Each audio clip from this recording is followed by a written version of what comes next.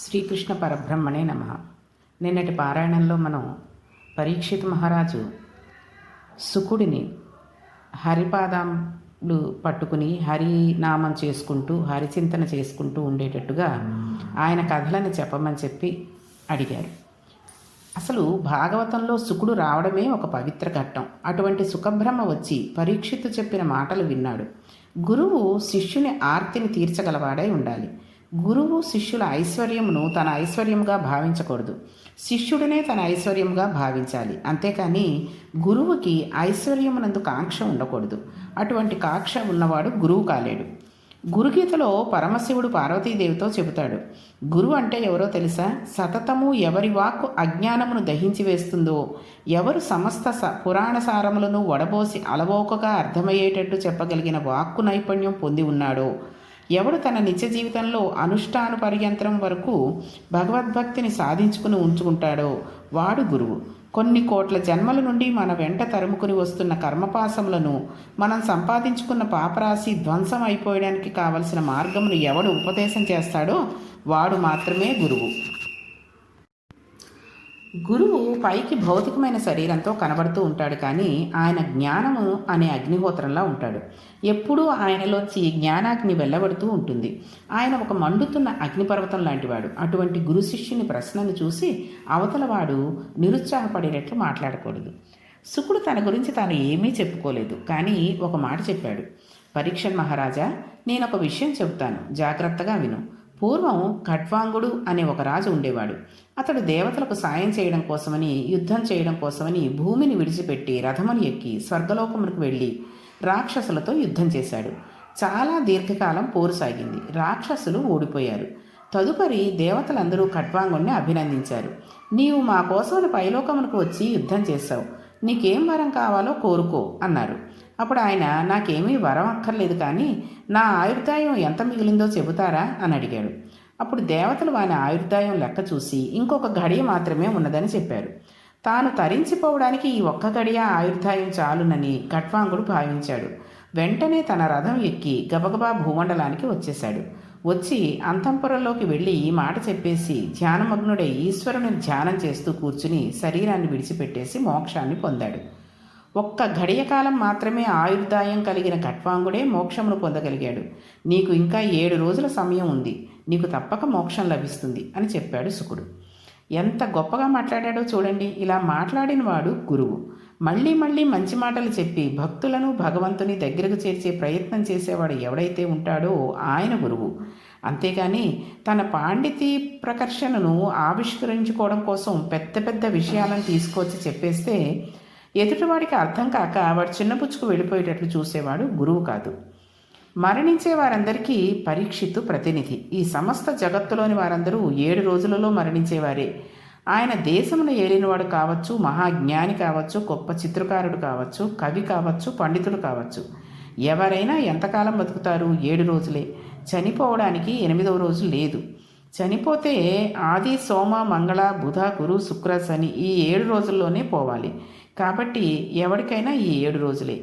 ఈ 7 రోజులలో మోక్షమును పొందడానికి ఏం చెయ్యాలని పరీక్షిత్తు వేసిన ప్రశ్న అందరి తరపున వేసినట్టే.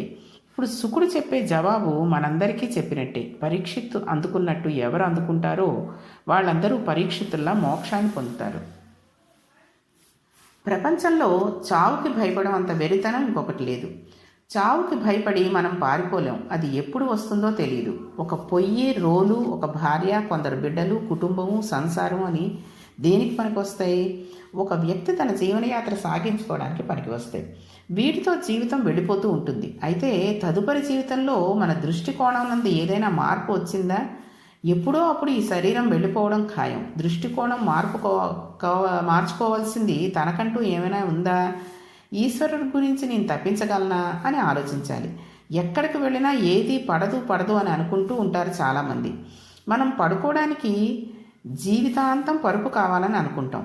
ఆఖరి ఊపిరి ఆగిపోయే ముందు మొదట చేసే పని ఏంటో తెలుసా అండి? మంచం మీద చచ్చిపోతాడని మనిషిని కింద పడుకోబెడతారు. ముందరే ఎందుకు పడుకోవు? భూతములను పరుపుగా చేసుకుని ఈశ్వరుడు ఇచ్చిన చేతిని తలకడాగా చేసుకుని పడుకోవడం ప్రారంభం చేయాలి.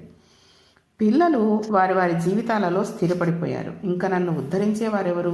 నా పని నేను చూసుకోవాలి, నన్ను నేను ఉద్ధరించుకోవాలి. అందుకని నేను ఈశ్వరాభిముఖుడినే ఇప్పటి నుంచి ఒక ప్రయత్నం ప్రారంభం చేస్తాను అనుకుని భూశయనం చేసి తలకడ బదులుగా చేతిని పెట్టుకుని పడుకోవడానికి ప్రయత్నం చేయాలి.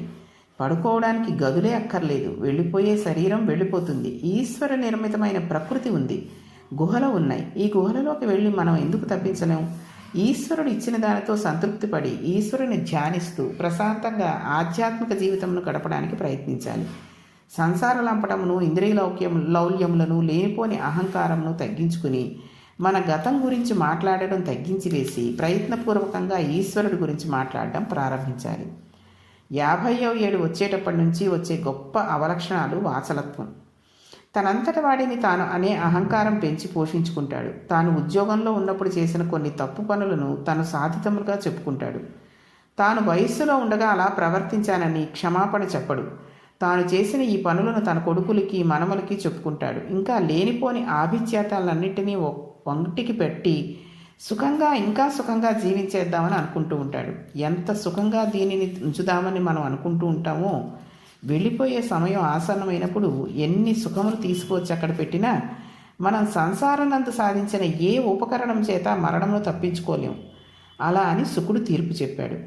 భార్య కానీ, బిడ్డలు కానీ, మనవలు కానీ, విద్యార్హతలు కానీ, వాహనాలు కానీ, ఉద్యోగం కానీ, మనం సంపాదించిన డబ్బు కానీ ఇవేవి అక్కరకు రావు. శంకరాచార్యులు ఈ విషయం గురించి మనకి ఎలా చెప్పారంటే, నేననుకున్న ఈ శరీరమే రాకుండా కట్టెదుట అగ్నిహోత్రంలో కాలి దోసుడు బూడిద అయిపోతుంది ఒక్క అరగంటలో. ఏది నామరూపాలు వాడు పెట్టుకుంటే ఒక ఫోటో మిగిలిపోతుందంతే, పెట్టుకోకపోతే ఏ గొడవ లేదు. కాబట్టి ఇంతటి అభిఖ్యాతము కూడా పోయింది. ఈ అహంకారమును గుర్తించిన కారణం చేత మరల హీనోపాధికి వెళ్ళిపోతున్నాం. అందుకని మనం ఈశ్వరాభిముఖుడు కావాల్సింది. మనకు సంబంధించిన ఈ భౌతిక బంధములు కానీ, వ్యక్తులు కానీ, ఆస్తులు కానీ, సంపద కానీ ఏవి మనల్ని రక్షించవు. మనం ఈశ్వరుడి పాదాలను పట్టుకోవాలి, అవి మాత్రమే మనల్ని రక్షిస్తాయి. వివేకమును తెలుసుకోవాలి అని చెప్పారు. వివేకము అంటే ఇంతకాలం ఏ ఇంద్రియ పటమునందు పడి ఉన్నామో దానినే పట్టుకుని ఈ సంసారమునే పట్టుకుంటే మృత్యువు తప్పించుకోవడం సాధ్యం కాదు. ఈశ్వర పాదాలను పట్టుకోవడం వల్ల మాత్రమే చేతనే మృత్యువుని తప్పించుకోగలం. ఈశ్వర పాదాలు పట్టుకుంటే మృత్యువు రాదు. మృత్యువాత పడనది దేహము. ఆత్మకి మృత్యువు లేదు. మృత్యువు లేదని ఆత్మగా నిలబడిపోయినవాడు మృత్యువును పొందడం లేదు, మోక్షమును పొందుతున్నాడు. దేహము తాను అన్నవాడు మృత్యువును పొందుతున్నాడు. కాబట్టి ఇప్పుడు దేహము తాను కానన్న జ్ఞానం కలగాలి.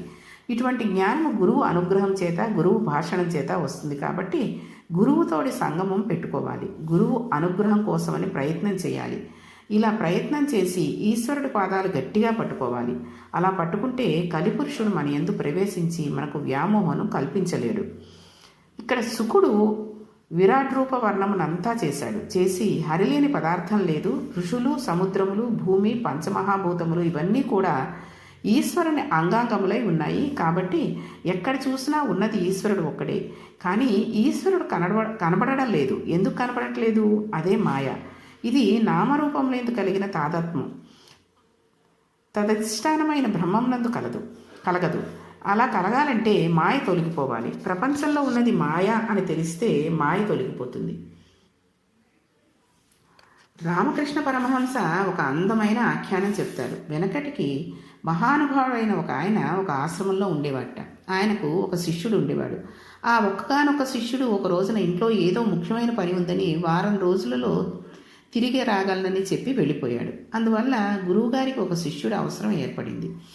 ఆయన ఒక మేకను కాసుకునేవాడిని చూసి, ఒరే అబ్బాయి, ఒక 4 రోజుల పాటు నా శిష్యునిగా ఉంటావా అని అడిగాడు. అందుకతను, నాకు మీ శిష్యునిగా ఉండడానికి అభ్యంతరం లేదు, కానీ నాకు మీకు సేవ చేయడానికి మీకు సంబంధించిన విషయాలు నాకేమీ తెలియవు, ఎలా అని బదులు చెప్పాడు. అప్పుడు గురువుగారు, నీకు నేను చక్కగా గుండు చేయించి పిలక పెట్టించేసి విభూతి పిండి పెట్టేసి పంచకట్టి ఒక యజ్ఞోపవీతం వేసి ఆశ్రమంలోకి తీసుకువెళ్ళి కూర్చోబెడుతున్నాను. చూసినవాడు నువ్వు బ్రాహ్మణుడివి, బ్రహ్మచారివి అనుకుంటాడు. నువ్వు మాత్రం నోరు విప్పి మాట్లాడవద్దు. నోరు విప్పావంటే అసలు విషయం తెలిసిపోతుంది అన్నాడు. దానికే ఉంది, అది చాలా తేలికైన పని అని చెప్పాడు ఆ మేకలు కాసుకునేవాడు.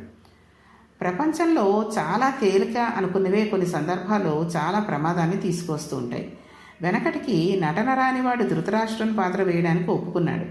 ఎలాగా కళ్ళు మూసుకుని కూర్చోవడమే కదా, స్టేజ్ ఫియర్ ఉండదని అనుకున్నాడు. కళ్ళు మూసుకుని కూర్చున్న తర్వాత నిద్ర పట్టేసింది. అక్కడ నాటకంలో ఒక సన్నివేశంలో ఎదుటి పాత్ర ధృతరాష్ట్ర నువ్వు చెప్పు అని పదే పదే ప్రశ్నిస్తూ ఉంటాడు. ఆయన ఏం చెప్తాడు? నిద్ర పట్టేసింది, మంచి నిద్రలో ఉన్నాడు, అందుకని తేలిక అనుకున్నవి ఒక్కోసారి కొంప ముచ్చేస్తాయి. పాపం నోరు విప్పకుండా కూర్చోవడమే కదా అని కూర్చోవడానికి ఒప్పుకున్నాడు ఆ మేకలు కాసేవాడు. వీళ్ళ ప్రారంభం కొద్దీ ఆ ఆశ్రమానికి ఇంకొక అతిథి వచ్చాడు. ఆయన అక్కడ కూర్చుని అక్కడ తన కమండలం ఎక్కడో పెట్టి మర్చిపోయాడు. ఆయన ఈ శిష్య రూపంలో ఉన్న మేకలు కాసుకునేవాడిని పిలిచి తన కమండలాన్ని వెతికి తీసుకురమ్మన్నాడు. వాడికి కమండలం అంటే ఏమిటో తెలియదు. వాడు విచిత్రంగా చూస్తున్నాడు. ఒరే, నీకేరా చెప్తున్నది, ఇక్కడ ఆశ్రమంలో కమండలం మర్చిపోయాను, వెళ్ళి దానిని తీసుకురా అని మళ్ళా చెప్పాడు. వీడు కమండలం అంటే ఏమిటో తెలియదని చెబుదామనుకున్నాడు. కానీ తన గురువుగారు నోరు విప్పద్దని ముందుగానే చెప్పడం వల్ల అతను ఏమీ మాట్లాడలేదు.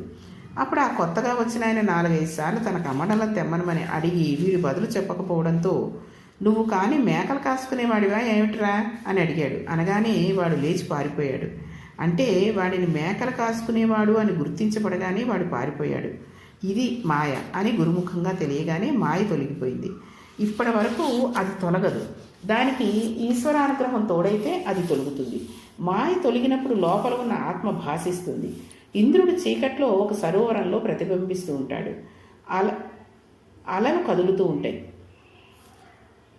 మెల్లగా కదులుతున్న అలలతో పాటు చంద్రబింబం కూడా కదులుతున్నట్లుగా అనిపిస్తుంది. కానీ నిజానికి చంద్రబింబం కదలడం లేదు, అసలు చంద్రబింబం అలాగే ఉంటుంది. నీరు కదలడం వలన ప్రతిబింబం కదిలినట్టు మనకు కనబడుతుంది. కదిలినది నీరు తప్ప కదిలినది ప్రతిబింబం కాదు. అలాగే అజ్ఞానం చేత తాదాత్మ్యతను పొంది దేహము తానన్న భీతి ఎక్కువైతే ఆ భీతియే మృత్యువుగా పరిణమిస్తుంది. అలా కాకుండా నేను ఎప్పుడూ ఉండే ఆత్మని అని అది తెలుసుకుంటోంది. ఆ తెలుసుకుంటున్నది నేను, ఇది ఎప్పుడూ ఉంటుంది, దానికి మృత్యువు లేదు, ఇది పడిపోతున్నప్పుడు కూడా ఇది పడిపోతుందని అది సాక్షిగా తెలుసుకుంటోంది. పడిపోయాక కూడా బయటకు వచ్చి ఆహా ఇది పడిపోయిందని నా ఫోటో నేను చూసుకుంటున్నట్టు అది దీనిని చూస్తోంది. అలా అని అనుకుంటే దానికి నాకు మృత్యువు లేదు అని అంగీకరించగలిగి అలా నిలబడగలిగితే మాయ తొలగినట్టు. కానీ మాయ తొలగడం అనేది అంత తేలికైన విషయం కాదు.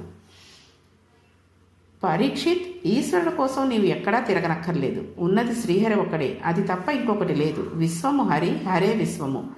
ఒకటే రెండుగా అలా కనబడుతూ ఉంటుంది. వేలితో కంటిగుడ్డును నొక్కి ఎదుటి వ్యక్తిని చూసినట్టయితే ఆ వ్యక్తి రెండుగా కనబడినట్టు అజ్ఞానం చేత లోకంలో ఈశ్వరుడు, లోకము ఇంకా ఇంకా అలా కనబడుతూనే ఉంటాయి. కానీ జ్ఞాననేత్రం మీద చూస్తే కనుక ఉన్నది ఒక్కటే. మనం కానీ సక్రమంగా వినదలుచుకుంటే హరినామం కానీ పదార్థము ఈ ప్రపంచంలో లేదు. ఇది తెలుసుకుని సమస్తము ఈశ్వరమయం జగత్ అని మనం అంగీకరించి అంతటా బ్రహ్మమును చూసి ఉన్నది బ్రహ్మమే, ఇది పడిపోతుంది, ఇది పంచభూతములు, బ్రహ్మాండంలో ఉన్న పంచభూతముల నుండియే పిండాండంలో ఉన్న పంచభూతములు, తన్మాత్రలు, ఇంద్రియములు అన్నీ వచ్చాయి, ఇదంతా ఈశ్వర నిర్హేతుకమైన లీల అని మనం అంగీకరించగలిగితే మనకు ఉత్తర క్షణమే మోక్షం అని బోధ చేసి భక్తి నిలబడడానికి శుకుడు ఒక మాట చెప్తాడు. ఆ మాట ఏంటి? ఇక భగవంతుడి కథలు ఎలా ప్రారంభిస్తాడు అనే విషయాన్ని రేపటి పారాయణంలో తెలుసుకుందాం. శ్రీకృష్ణ పరబ్రహ్మణే నమః.